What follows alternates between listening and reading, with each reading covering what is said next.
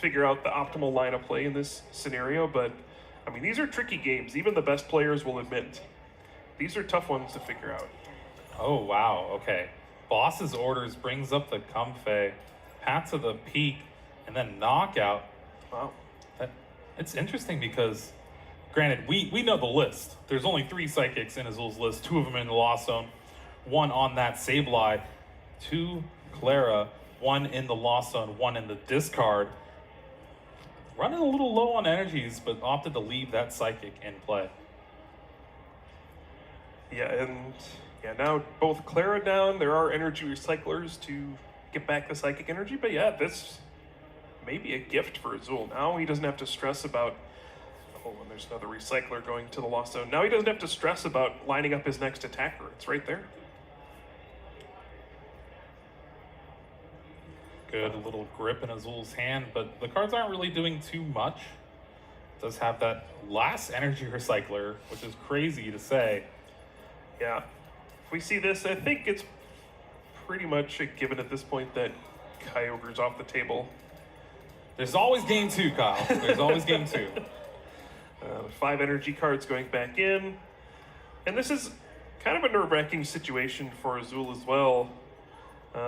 Can power up Radiant Greninja once again, but basically Azul only has maybe 2 turns left in this game. Landon could take another single prize knockout, and then there's the Raikou V that could be knocked out. You know, Boss's orders bring it up and get those last 2 prize cards. So if you're Azul, you have to figure out how many turns do you think you have left in this game? Well, there is that energy on the Radiant Greninja switch card, getting the Forest Seal Stone out of the hand. And we'll be able to Moonlight Shuriken, spread some more damage. Kyogre goes down. And looks like it's going to take the knockout on Arceus V-Star. It's not quite knocking out the Giratina V-Star, but we are getting closer to some big knockouts here. I don't know why I thought that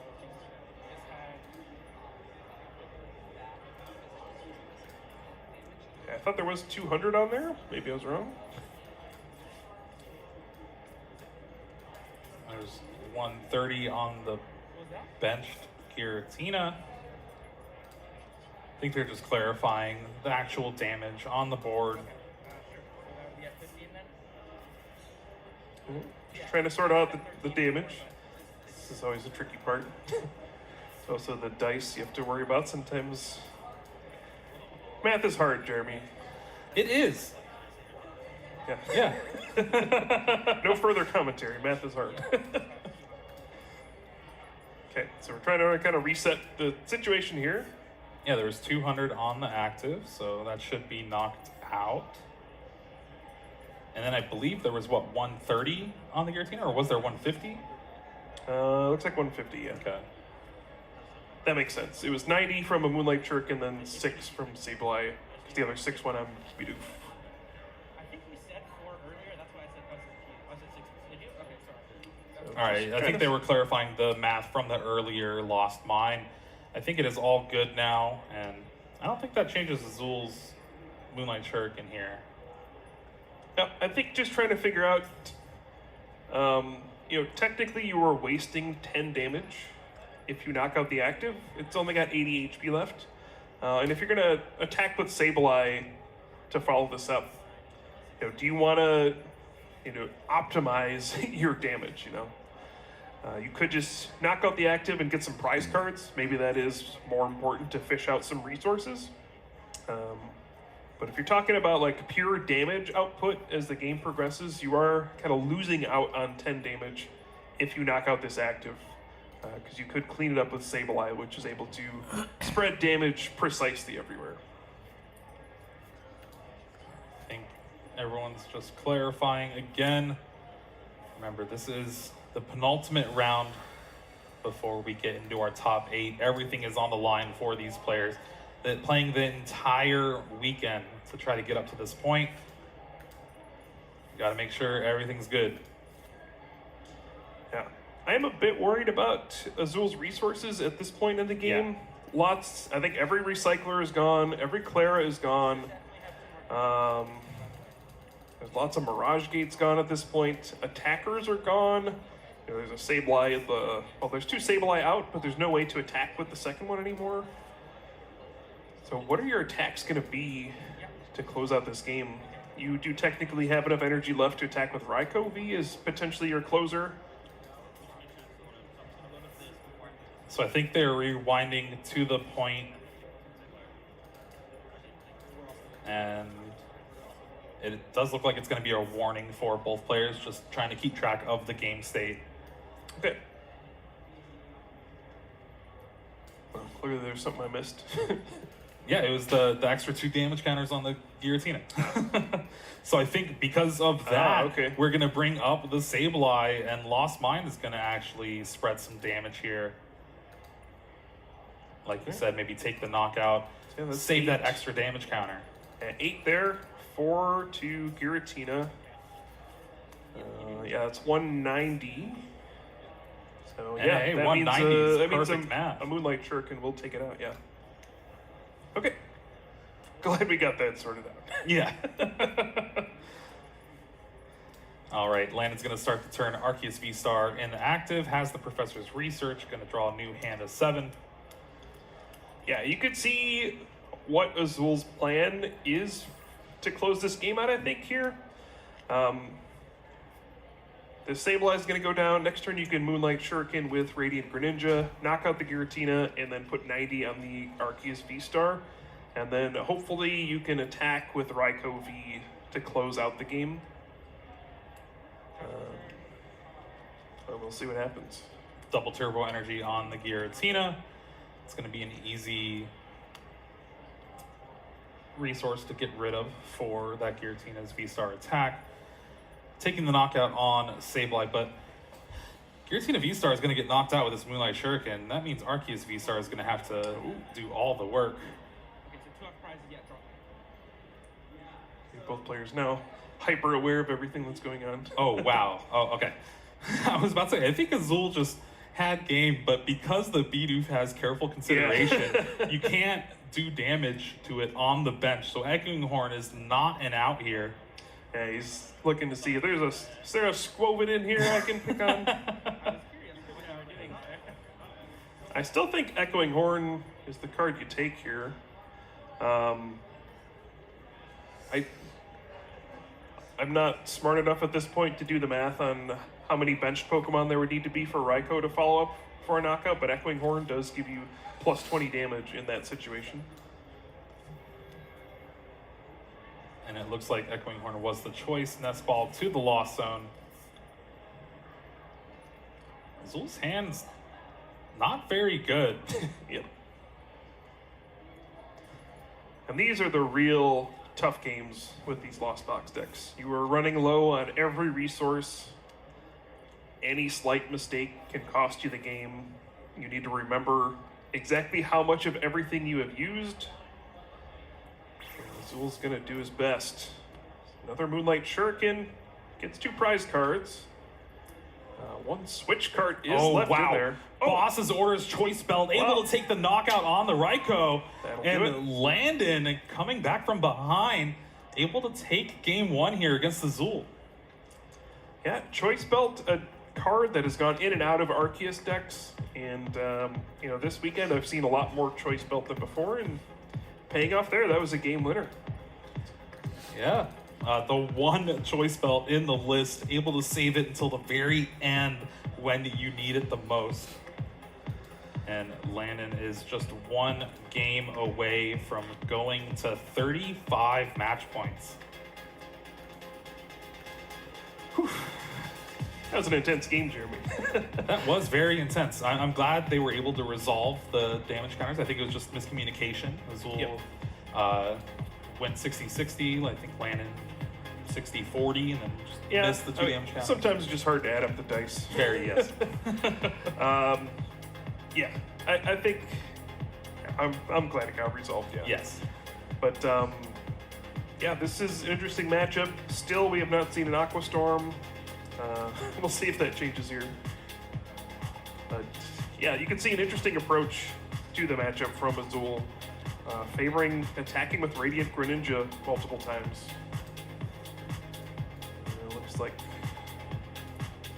think we're getting set up for game number 2, and Gonna get a little bit of a time extension, I believe, as well. okay. Just marking that down. No, looks like a match slip is being signed. Oh, okay. It looks like they just intentional drew. Hopefully we'll find out soon. Yeah, it's a tie. All right. Down. This is. I'm glad it got resolved. Yeah. Yes. But yeah, this is an interesting matchup. Still, we have not seen an Aqua Storm. We'll see if that changes here. But yeah, you can see an interesting approach to the matchup from Azul, favoring attacking with Radiant Greninja multiple times. It looks like we're getting set up for game number 2, and Gonna get a little bit of a time extension, I believe, as well. okay. Just marking that down. No, looks like a match slip is being signed. Oh, okay. It looks like they just intentional drew. Hopefully we'll find out soon. Yeah, it's a tie. All right. Okay, so the rare in-game agree to a tie. This Well, has been a weird 5 minutes, Kyle. I must say. I gotta say, Jeremy, of all the plays that could have happened, that was one I didn't see coming.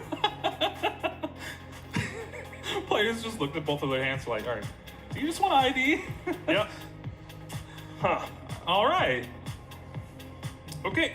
Well, I think that makes some amount of sense for Landon. Just saying, you know what? I'm at 33 match points. It's pretty beneficial for me to ID. Now that I'm up a game, I mean, going into this, I'm sure Azul would not have agreed to an ID because he wants to win and get the points. But you're down a game, and your opponent's like, "Hey, would you like to just take the ID?" Because I certainly just need the 1 point. Yeah, that is true. I forgot that Landon was at 33 match points going into this match. Yeah. So I did not expect that to happen. I thought we were going to see a game 2, but instead we see the rare 1-0 tie. Yeah, there's not much else you could say. I got nothing. I'm speechless. That does it for round 14. I guess so. Hopefully we can see Landon and Azul later on in our top 8. We got one more round to go. Yeah, I was like, yeah, they're reaching for the match slip. What's going on here? All right, we're gonna go ahead and take a break and be back with round 15. So don't go anywhere.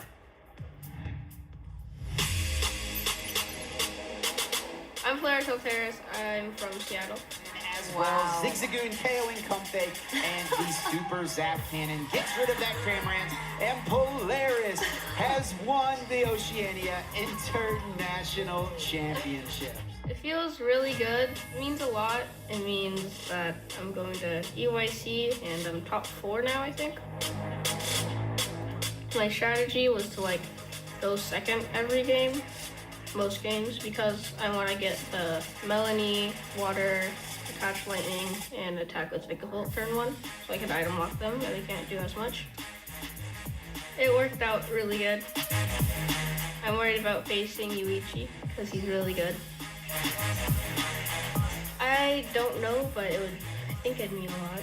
It's world champion.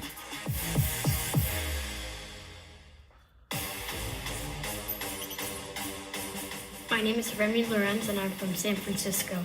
And Remy just announces Melodious Echo, and Remy will become the Oceania International Champion for the junior division in the trading card game. It feels great because I've been working up to this point for a very long time. My strategy is to take 2 prize cards every turn before my opponent can take the 6.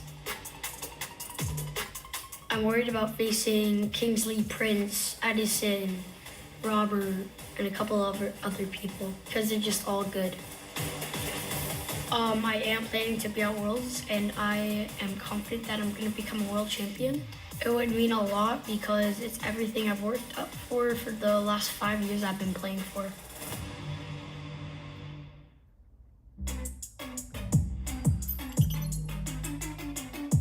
My name is Tord Reklev, and I am from Norway. It means a lot to finally be back on top at an IC, and that it was LAIC. That was the missing piece. He has done it! He has taken all 4 hemispheres of the globe, and he is the Latin American International Champion. It's something I could only dream about. I'm absolutely speechless. My favorite Pokemon card to play with right now is Lugia V-Star. Favorite Pokemon in general is Celebi. It's always been sort of my lucky mascot throughout the years. Then I also have green as my lucky color as well, kind of related to the Celebi grass team. Winning Worlds would of course mean a ton to me. I do believe in the dream that one day I could get it.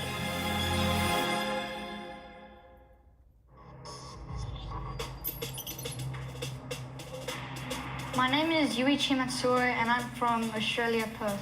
Go for the flip, and it's It's a double head! That means Yuichi wakes up! Snorlax can take out the other Snorlax, and Yuichi will win the Latin America International Championships. Winning LAIC feels awesome. This is my first tournament as a senior, and winning international is just awesome. My favorite Pokemon card to play with is Radiant Charizard. The Radiant Charizard hits 250 damage. It deals a lot and can take out 2 prizes pretty easily.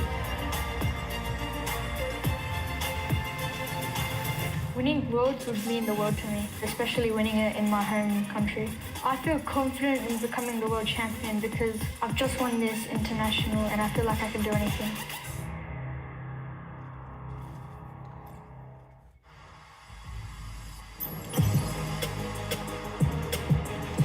Meu nome é Luigi e eu venho do Brasil, de Brasília. Oh, there it is. Luigi has the Serena. Let's see if he plays it. Does indeed play it. Brings up the Mew VMAX, and Luigi will be the Latin America International Champion for the Juniors Division. Sinto muito bem, tá ganhando no meu país de origem, me sinto muito feliz. Meu Pokémon favorito é o Pikachu, pois ele faz parte da jornada do meu treinador favorito, o Ash. Sim, estou muito confiante que eu possa ganhar esse Mundial, pois eu estou treinando muito e estou tentando ao máximo conseguir esse título. Significaria ser muito feliz e por estar ganhando um título tão grande como esse, seria muito feliz para mim e para minha família. Hey Pokemon TCG fans, let's break down exactly what happened at the 2023 Charlotte Regional Championships. To no surprise, Lugia V-Star was still the most popular choice for this event, with Mew VMAX being close behind. But our top cut featured a bit of variety, with 6 unique decks making it to the final stage. Our finals match would pit Aiden Koos and his Eternatus VMAX deck against Charlie Kerr and his single prize Reggie's deck. In Game 1, Aiden was able to slow things down with Galarian Weezing. Its neutralizing gas ability put the brakes on Charlie's normally explosive strategy. Eventually, Charlie was able to play Serena to get out of that ability lock, and his Regidrago closed out Game 1. In Game 2, Aiden dug for the Turn 1 Ascension once again, but came up 1 Darkness Energy short of the Turn 1 lock. Despite the whiff, Aiden kept his composure and found a way to tie the series. In Game 3, Aiden had a nearly perfect start with a Turn 1 Boost Shake into Galarian Weezing play. With 3 copies of his Path to the Peak Stadium card prized, Charlie had no good response to Temple of Sinnoh, and Aiden Koos used his Toxic strategy to become our regional champion. 1 card remaining, Speed Lightning. And there is the concession. Aiden Koos with Galarian Weezing, Eternatus VMAX. I never thought I'd say that. Has won the Charlotte Regional Championships. Check out our upcoming events and stay tuned for all of our Pokemon action at Pokemon.com/compete.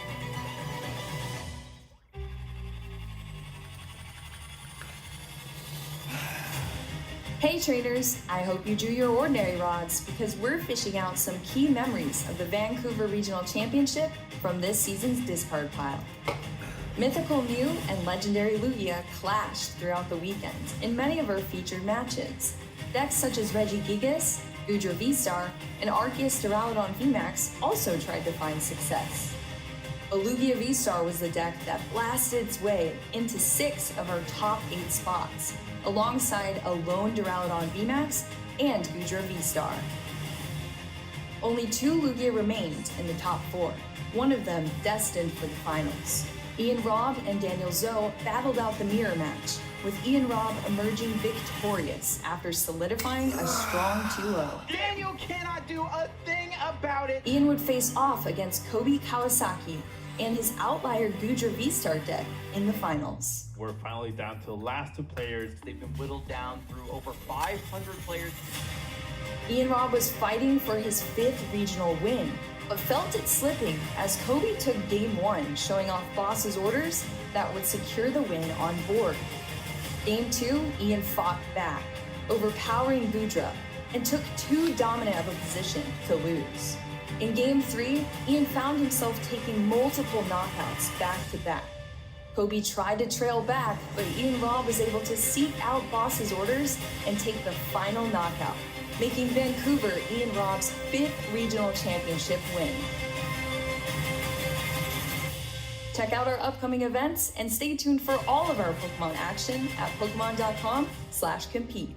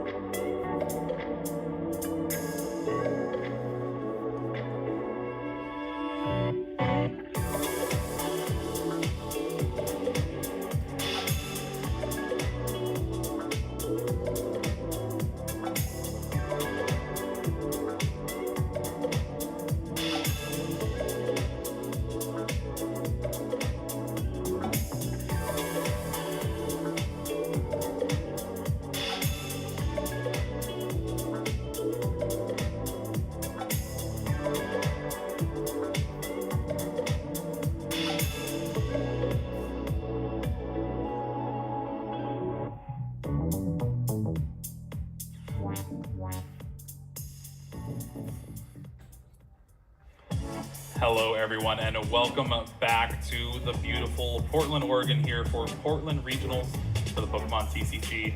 I am Jeremy Jallin here with Kyle Pukasukovic, and we just had a 1-0 ID on stream. Maybe the first ever. Not usually how you run it, but apparently, you know, Landon felt comfortable with 34 points going into this final round, hoping to get another intentional draw to go to that 35. Meanwhile, Azul hoping for a win. Yeah. Yep. I mean, both players just trying to optimize their chances at making top 8. Makes sense. Just caught us off guard. Yes. So we do have a little bit of time, which means it is time, Jeremy, once again, for a caster battle. And this time we are going to be running the Gym Leader Challenge format. We're going to have Wancho going up against Adam. Looks like we're going to have Adam running his iconic fighting GLC deck. Special combo, 0-2. And Wancho is going to be playing a colorless GLC deck. Yeah, already dealing with the weakness against that fighting type. Well, some colorless Pokemon resist fighting, you know? Oh yeah, the flying types. Mm-hmm. All right, so hopefully we got a good one here. Of course, the Gym Leader Challenge format, 60 card decks singleton. You can only run 1 copy of each card name, besides basic energy, of course. It is the expanded format, so black and white on, and no Pokemon with rule boxes, so only Pokemon that give up 1 prize card. Also, nothing like Radiant Pokemon or Pokemon Break. And you can see some, oh no, the Slacking and the Vigoroth in Wancho's prize cards, and then a Riolu for Adam. And the strong energy to go along with it. Yikes. Twin energy as well. I am excited though, because GLC is always so fun to watch. You get to see cards from throughout Pokemon's history, at least the past few years. Yep, then of course the devastating Hisuian Heavy Ball in the prize cards. That's rough when you're playing all single type Pokemon. All right, looks like we are kicking things off. Couldn't tell who's going first. Oh, I think Wancha's going first. Got Okay. that Hisuian Heavy Ball being played. Yeah, I couldn't tell if it was like a draw pass from Adam. No, okay, No, he's yeah, got there's, first to play. there's Nest Ball. There's energy. All right, Hisuian Heavy Ball is going to get that Ditto. Don't be fooled, it's not a Numble. What? It is a Ditto. I thought it was a colorless Numble. All right. So he's going to grab that. And we'll notice that both Vigoroth and Slacking are both prized. Slacking is a very strong Pokemon in this format, has that lazy ability. And we see the draw energy.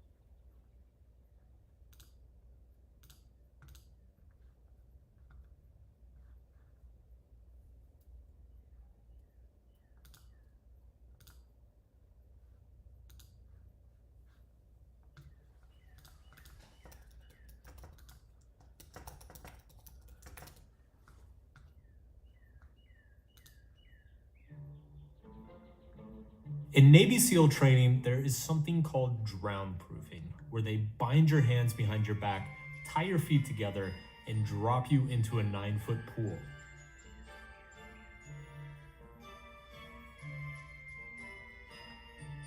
Your job is to survive for 5 minutes. Now, like Navy SEAL training in general, most people who attempt to drown proof. What, nigga? Is this really you? No, it's Tay Diggs. What the fuck, yo? I thought this was like some automated message or some shit. Why the fuck? Well, yeah, I've automated messages just the last 2 weeks. What's good, bro? What's good, bro? No cap. I love you. No homo, though. I'm at Chipotle right now, but I'm What you getting at Chipotle, dog? What's your name? My name is Mohammed. That's fucking hot. Oh, thank you, bro. What are you doing? I'm about to get I'm getting Chipotle, bro. I'm hungry. On my lunch break. That's nice, man. Where you work at? You want something? Go look. Yo, Where hey. you work, man? Where your job at? What city you in, nigga? Do you work at Chipotle? Because we'll pull up. Never mind. I'm getting a new number from Fontana. Hello? Hello? Hello? Hello? Yeah. Hey, also, I'm on the phone while driving. This is illegal, huh? No. They don't got proof. This is actually green screen, idiots. What's up?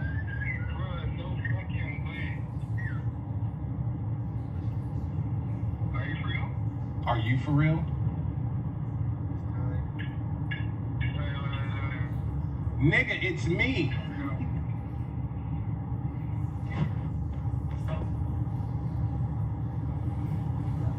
Nigga, talk with your stupid ass.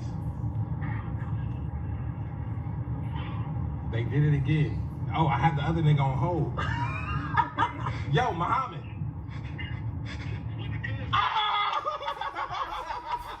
What's up, nigga?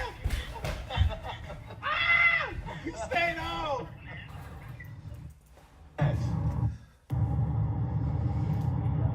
Nigga, talk with your stupid ass.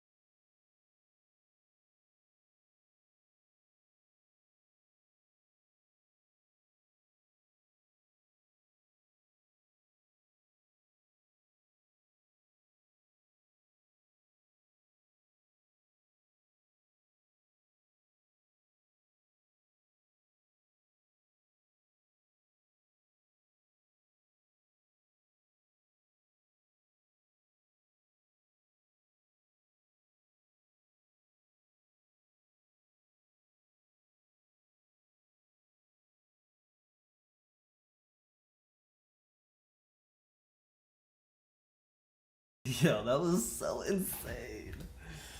Oh my god. Oh my god. Yo, shoutouts to Thornton. Holy shit, bro. That was so insane.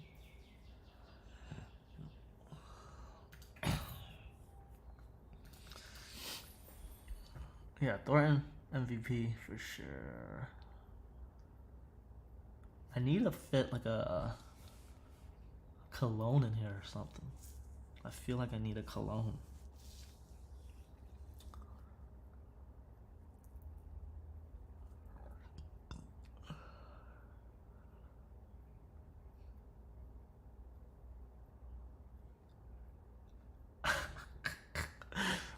Dude, this deck is way too fun. I don't know if Temple even does anything, bro. In fact, I don't think it does anything. Like, I can play through Path. Although, it is a bit slower.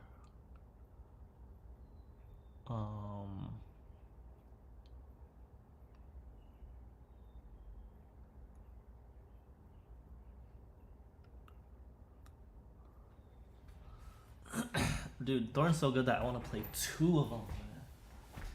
Holy shit. Alright. I'm gonna keep trying to cook some.